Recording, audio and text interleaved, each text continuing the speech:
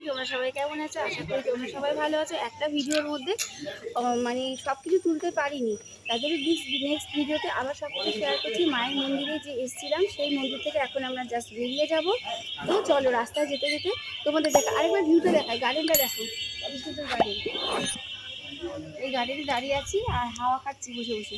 এবারে বেরিয়ে যাবো।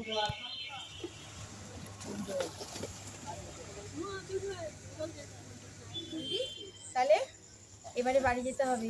চলো আসো।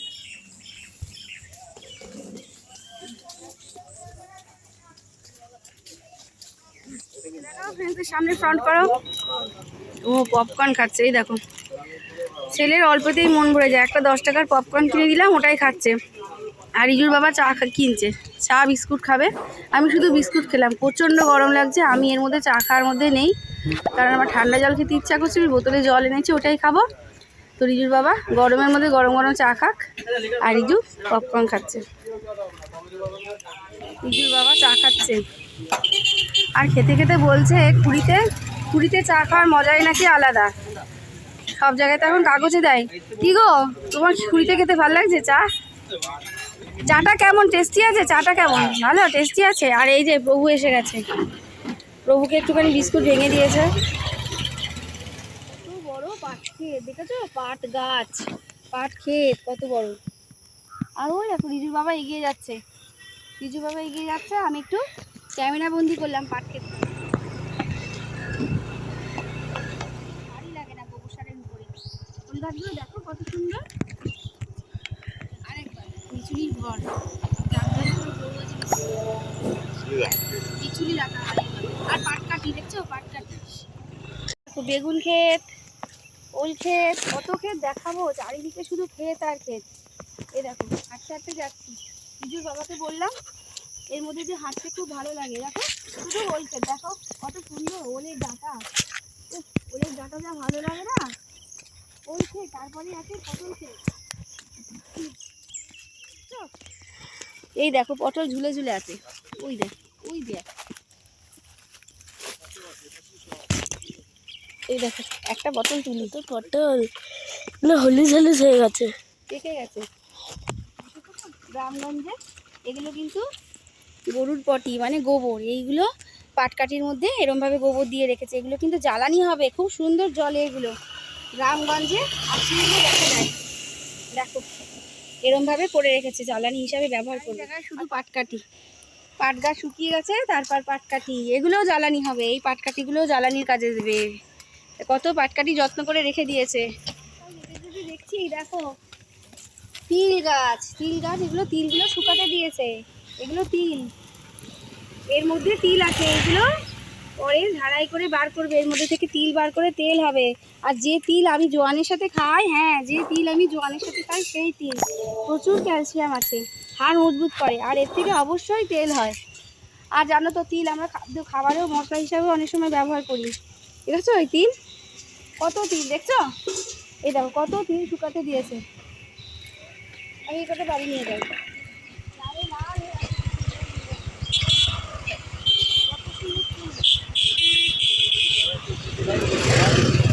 ফুলগুলো দেখলাম, মায়া ত্যাগ করতে পারলাম না, আমার সাথে নিয়ে চলে আসলাম। কি দারুণ কালার না, দারুণ কালার। আর এই তিল কটা আমি নিয়ে এসেছি। এবারে ঘরে ঢুকতে হবে, আগে ফ্রেশ হবো গা ধুয়ে। একবার গা ধুয়ে গেছি মায়ের মন্দিরে, আবারও গা পা ধুতে হবে, কারণ প্রচণ্ড ঘাম হয়েছে, অস্থির লাগছে। তারপরে রান্নাঘরে ঢুকবো, রন্ধনশালায় তো ঢুকতেই হবে, ঘুরে বেড়ালে তো চলবে না। এইবারে কাজে স্টার্ট দিতে হবে। চলো পোটলা পুটলি নিয়ে ঘরে ঢুকিয়ে পাচ্ছি। এখন আসলাম গাছের সবেদা, একটা সবেদা ঝড়ে পড়ে গেছিল, তাই ঘরে নিয়ে এসেছি। 3-4 দিন রেখে পুরো পেকে গেছে। একটা আমার জন্য হাত, আরেকটা দাদার জন্য হাত। খুব মজা, খেতেও অপূর্ব মিষ্টি, অপূর্ব খেতে।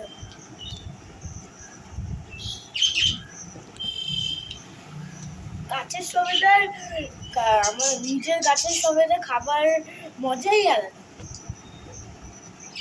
মা ফুল এনেছে, এই বোতলের কালার ফুলের কালার একদম সেম হয়ে গেছে। কি সুন্দর লাগছে না? এগুলো ইস্কনে গেছিলাম, হলাপতি ফুল, এই ফুল দিয়েছিলাম জগন্নাথ ঠাকুরের, কিন্তু এই ফুল প্রিয়। আমরা গিয়েছিলাম জগন্নাথের জায়গায়, জগন্নাথ ঠাকুরের জায়গায়, আমরা সেখানে দিয়েছিলাম কলাপতি ফুল। কি সুন্দর। ইস্কনে গেছিলাম তখন দেখেছিলাম। এই বোতলটার কালার একদম সেম। দেখো টেবিলে কি মানাচ্ছে, আর মা জল দিয়ে রেখে দিয়েছে। কলা গাছের মতো নয়, তোমাদের কিন্তু গাছটা আমি শেয়ার করবো। আমাদের বাড়ি কত খারকোল কচু হয়েছে, গরম গরম ভাতের সঙ্গে খারকোল পাতার বাটা খেতে সেই লাগে। আমাদের বাড়িতে সেই লাগে। আজকে মা এটাই রান্না করবে। কতগুলো হয়েছে, সারা জায়গা পুরো ভরে গেছে। ওই দেখো ওখানেও কতগুলো হয়েছে।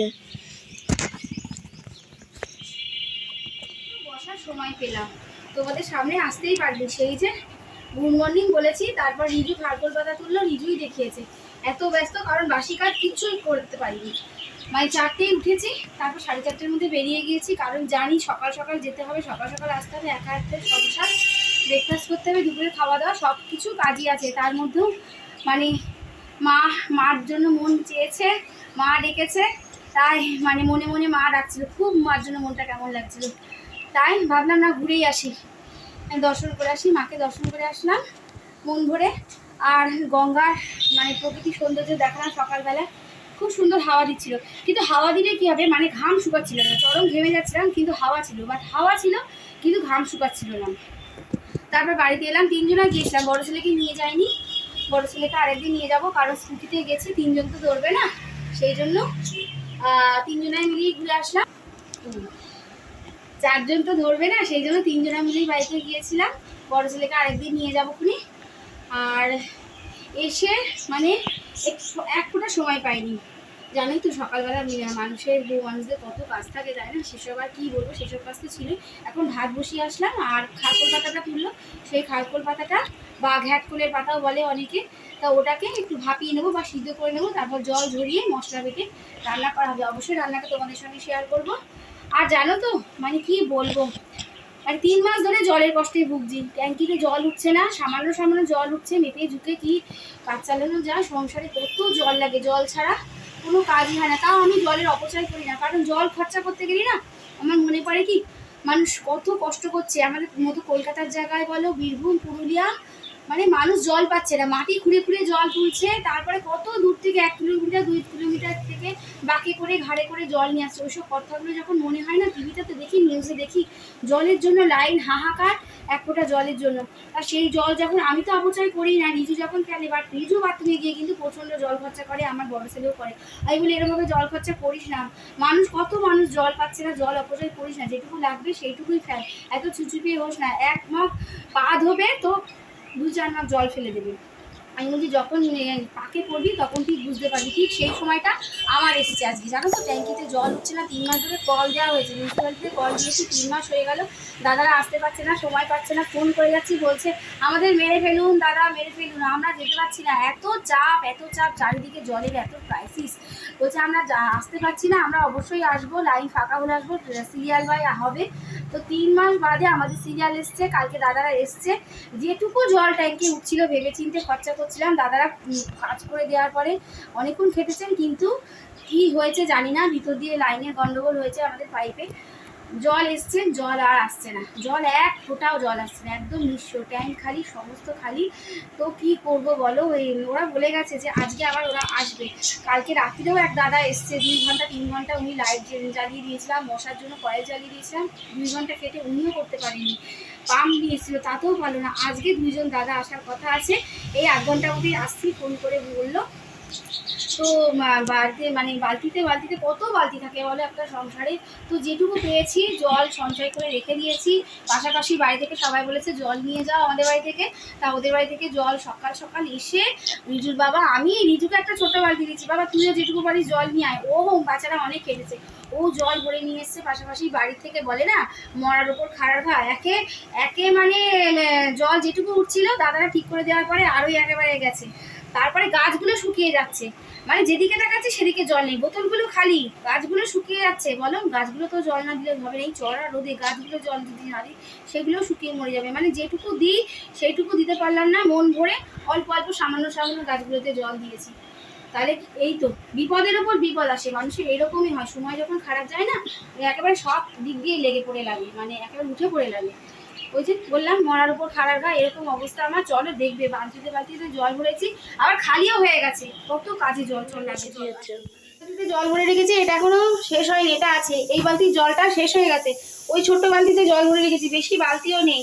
কত বালতি রাখা যায় বলো, কারণ এরকম সমস্যা তো সেরকম ভাবে হয়নি, তো এই জন্য জলের সমস্যা। এরকম এই যে চাল ধুলাম, মাংস ধুলাম, সবজি টবজিগুলো ধুলাম, কিছু বাসন ধুলাম, আবারও জল আসবে 12টায়। আর দাদারা যদি চলে এসে ঠিক হয়ে যায় তাহলে আমার প্রবলেম সলভ হয়ে গেল। দাদারা চলে এসে কলটা ঠিক হয়ে যায়, জগন্নাথকে ডাকছি, মা কালীকে ডাকছি, জানো জলের সমস্যা থেকে মুক্ত দেওয়া। মানে এরকম ক্রাইসিস হলে পারে সত্যি, তাহলে যাদের জল পাওয়া যাচ্ছে না, খাওয়ার জল, জল কম হলেও মুশকিল, জল আবার বেশি হলেও মুশকিল।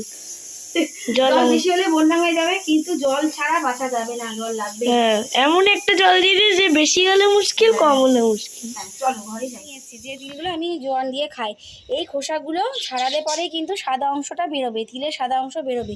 আমি এখানে রেখে দিয়েছি আর ঝরঝর করে তিলগুলো পড়ে যাচ্ছে, জানো তো। এই দেখো একদম শুকিয়ে মরমরা হয়ে গেছে, এই দেখো এখানে রেখে দিই, বসিয়ে দিয়েছি। ওই এক বালতি জলে হয় মাংস ধোয়া, চাল ধোয়া, ভাত বসানো, আর দুটো প্লেট ছিল সেটা ধুলাম, হয় না। কিন্তু যখন দিলাম তখন তো সেরকম করেই চালাতে হবে, কোনো রকমই কাজটা নিচ্ছি। আর বারবার করে না আমার হাত ধোয়া অভ্যাস, কিন্তু পাচ্ছি না। এই গামলার মধ্যে জল রেখেছি, হাত চুবিয়ে চুবিয়ে নিচ্ছি। এটা বলতে পারো একটা চুচি পেয়ে বলো, যাই বলো, ওই জন্য রেখেছি। জল কী করে নষ্ট করবো বলো, ওই বালতিটা শেষ হয়ে গেছে। আর দাদারা কাজে চলে এসছে, ভালো খবর, দাদারা কাজে চলে এসছে। দেখা যাক আজকে কী করে ঠিক করতে পারি। ওরাও খাটছে, বুঝতে পারছে না কী যে প্রবলেমটা হলো জানি না। ওরাও বলছে কি, ওই দাদাটা তো রাত্রে 2 ঘন্টা খাটার পর বলছে যে 20-25 বছর কাজ করছি, এরকম দেখিনি যে আমি সবার বাড়ি কল ঠিক করেই এসেছি, এরকম কখনো হয়নি। এমনিতেই 3 মাস ধরে ভোগান্তি, জল মানে ট্যাঙ্কে জল উঠছে না, আর বাড়িতে পাম্প নেই, আদার্স কোনো সোর্স নেই জল নেওয়ার, মিউনিসিপ্যালিটির উপরেই আমাদের ভরসা। তো তার উপর আবার এই হলো যে কলে একদম জলই আসে না, না ট্যাঙ্কিতে জল নেই, না ডাইরেক্ট করে জল পাচ্ছি। তাহলে বলো এই অসহ্য গরমে, মানে জল নেই ভাবলেই আরও যেন গরম লেগে যাচ্ছে, মনে হচ্ছে আরও চান করি। এরকমই হয় যখন অভাব থাকে না, তখন মানুষের যখন খিদে থাকে পেটে আরও খিদে পায়, অভাবের ঠেলায় খরচা বেড়ে যায়। এই আমার তাই হয়েছে, এখন যেদিকে দেখাচ্ছি সেদিকে জল নেই, শুধু শুকনো শুকনো দেখছি, বোতল খালি, গাছ খালি। আমি যে বললাম কথায় আছে একটা প্রচুর কথা আছে না, মরার উপর খাড়ার ঘা, একে মরে যাচ্ছে তারপর আবার খাড়া দেখাচ্ছে যে খাড়া দিয়ে মারবো, এই অবস্থা হয়েছে। অভাবের ওপর অভাব, তাই হয়। দুর্যোগের সময় দুর্যোগ, বা মুশকিলের সময় মুশকিল, সমস্যার সময় সমস্যা, এইসবই ঘাড়ে আসে। কিন্তু মাথা ঠান্ডা করে ট্যাকেল করতে হবে, তাই না, কিছু করার নেই, মানিয়ে নিতে হবে। মাংসটা করে আর দেখো খাড়কল হয়ে গেছে সিদ্ধ, এবার আমি জল ঝরাতে দিয়েছি, এটা ঠান্ডা হলে পরে। গর্তে ঢুকে কাজ করছে, কত বড় গর্ত দেখেছো, কত গভীর। এখান দিয়ে যাও, বুঝবো এখানে কোনো মানুষ আছে। হয়ে গেছে, হালকা পাতলা ঝোল করেছি, আজকে আলু দিয়েছি। মাংসের মধ্যে আলু দিলে না ভালো লাগে, এরকম হালকা পাতলা ঝোল হলে। আলু মাংস 1 পিস হোক, কিন্তু আলু 1 পিস লাগবেই, সেই জন্য হালকা পাতলা ঝোলে দিয়ে আমি একটু আলু দিই বেশি করে। আর এই খারকোল পাতা বেটে নিয়েছি, আর এই খারকোল পাতার মধ্যে লাস্টে অবশ্যই আমি এই লেবুটা দেবো, কারণ এই পাতার মধ্যে না পাতাটা না গলা কুটকুট করতেও পারে, নাও পারে, ওই সন্ধ্যের মধ্যে থেকে লাভ নেই রোদমোনো, তাই আমি পাতি লেবু চিপে দেবো লাস্টের দিকে। তাহলে এটা ঢেলে নিই। ডালটিগুলো বেরিয়েছিল, এইগুলো কিন্তু আমি ফেলিনি, এইগুলো আরও বেশি ভালো লাগে খেতে, কিন্তু গলাটা একটু কুটকুট করে। আমি যতবারই করেছি না আমার গলা কুটকুট করেছে। রিজুর বাবা দাদু আমারও করেছে, তোরও করেছে, রিজুরও করেছে, কিন্তু রিজুর বাবার দাদু করেনি, কিন্তু আমারও গলা কুটকুট করেছে। এটা খেতে আরও দারুণ লাগে। এই ডান্টিগুলো এরকমভাবে একই প্রসেসে সিদ্ধ করে একই মশলা দিয়ে করতে হবে, আর অবশ্যই লেবু চিপে দিতে হবে। এগুলো ওই জন্য রেখে দিয়েছি, এগুলো আরেকদিন হবে। তারপরে কত কাজ বাকি আছে বলো তো, এসে ঝরমর করে একেবারে সাইক্লোনের মতো বাসি কাজ সারলাম, ব্রেকফাস্ট করলাম, আর এখন বাজতে যায় 11:30 বাজে। এখন বাসন কোসন ধোবো, রান্নাঘর পরিষ্কার করবো, কিন্তু জল নিয়ে চিন্তা করছি, জল আসতে এখন অনেক দেরি, 12টা জল আসবে। যেটুকু আছে সেইটুকুই কাজ করি, তারপর জলের অপেক্ষায় বসে থাকবো। ওদিকে তো দাদারা পড়া ঠিক করছে, দেখি কী হয়। তাহলে এগুলো করিনি কাজগুলো। হ্যাঁ, খারকোল পাতাটা খেয়ে দেখি কেমন হয়েছে, দাঁড়াও।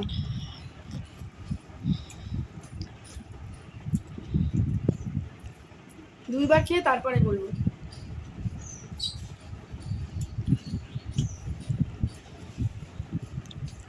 ভালো হয়েছে, সত্যি ভালো হয়েছে। তোমরা খেয়ে দেখো এইভাবে, ভালো লাগবে। কিন্তু একটু লেবু দিও, টক টক লাগবে যদিও, কারণ গলা চুলকায় না চুলকায় সেটা বলতে পারছি না। আজকে অনেক পরিশ্রম হচ্ছে, ওই যে বারবারই বলছি মরার ওপর খাড়ার ঘা। কেন বলছি, দাদারা কল ঠিক করে দিয়ে গেছে, কিন্তু জল উঠছে, অল্প স্বল্প জল উঠছে, কিন্তু একটা বিশাল সমস্যা হয়ে গেছে। মাটির তলা দিয়ে যে পাইপটা গেছে, সেই মেন পাইপ ফুটো হয়ে গেছে আমাদের বাড়ির। সেই পাইপ সারাতে গেলে এখন দাদাকে জিজ্ঞাসা করা হলো, বললো যে 4 থেকে 5,000 টাকা খরচা আছে। এখন সেই খরচা করা অসম্ভব, কারণ বড় ছেলে স্কুলে ভর্তি হবে, মানে কলেজে ভর্তি হবে, উচ্চ মাধ্যমিক পাস করলো, নানান জায়গায় ফর্ম তোলা হয়েছে, কোথায় চান্স পাবে দেখা যাক। কারণ বেশি টাকা পয়সা খরচা করা সম্ভব না আমাদের পক্ষে, বুঝতে পারলে তো। সেই জন্য পড়াবো, পড়াশোনা ছাড়াবো না, অবশ্যই পড়াবো, তবে বেশি টাকাও খরচা করতে পারবো না। দেখি কম সময়ের মধ্যে দিয়ে কোথায় পারি। গরিব মানুষের, বুঝতেছো, গরিব মানুষের খুব মরণ, গরিব মানুষের খুব ভাবতে হয়। ছেলের পড়ার ইচ্ছা, অবশ্যই পড়াবো, কিন্তু ফর্ম তুলেছি, দেখি কোথায় চান্স পায় না পায়, অল্পের উপর দিয়ে দেখা যাক। কারণ বলছি তো সেই সামর্থ্য নেই, তার মধ্যে আবার কলও খারাপ হয়ে গেল, সেটাও এখন পারবো না। তা দাদারা বললো এখন টাপি মেরে চালাও। আমরা ঠিক আছে কিছুদিন চালাই, যাক কটা মাস, তারপরে আবার ভাববো। তারে আর তোমাদের আস্তে আস্তে কত সবজি বাগান দেখালাম বলে তো, শুধু ক্ষেত আর ক্ষেত, শুধু মনে হচ্ছে কি হেঁটে হেঁটে আসি। কিন্তু আমার বাড়ি থেকে যেখানে আমি গিয়েছিলাম, যে কালীমায়ের মন্দিরে গিয়েছিলাম গঙ্গার ধারে, তো সেটা আমার বাড়ি থেকে 3-3.5 কিলোমিটার হবে। কিন্তু অতটা কি হাঁটতে পারি, মাঝে মাঝে হাঁটছি, হেঁটে হাঁটছি। আর তোমাদের সবজি ক্ষেতগুলো দেখালাম, কি সুন্দর সবজি ক্ষেত। আর গাছপালাগুলো তো আগের ভিডিও শেয়ার করেছি, 2টো ভিডিও নিয়েছি আমি ওখানে গঙ্গার ধারে। তো মানে এইসব গাছগুলো আমার মনে হচ্ছে কি হারিয়ে যাওয়া গাছ, বা এইসব গাছগুলো আমি সচরাচর দেখতে পাই না, আমার আশেপাশে দেখতে পাই না। আর সবকটাই কিন্তু প্রয়োজনীয় গাছ, উপকারী গাছ, বুঝতেই পারবা। আচ্ছা তোমরা দেখবে যখন ভিডিওটা, তাহলে ভিডিওটা আজকে এখানেই শেষ করছি। সবাই ভালো থেকো, সুস্থ থেকো, আর তুমি শরীরের খেয়াল রাখবে। প্রচণ্ড গরম পড়েছে, প্রচুর জল খাবে, বাইরে বেরোলে ছাতা, জল, আর কি দিতে হবে, সানগ্লাস, আর কি দিতে হবে, হাত পাখা। কিন্তু আমি সেদিনকে জলের বোতল নিতেই ভুলে গেছি, বুঝতে পারলে। তো যাই হোক, আজকের মতো ভিডিওটা এখানেই শেষ করছি। সকলে ভালো থেকো, লাইক সাবস্ক্রাইব কমেন্ট করো, সকলের পাশে থেকো। টাটা।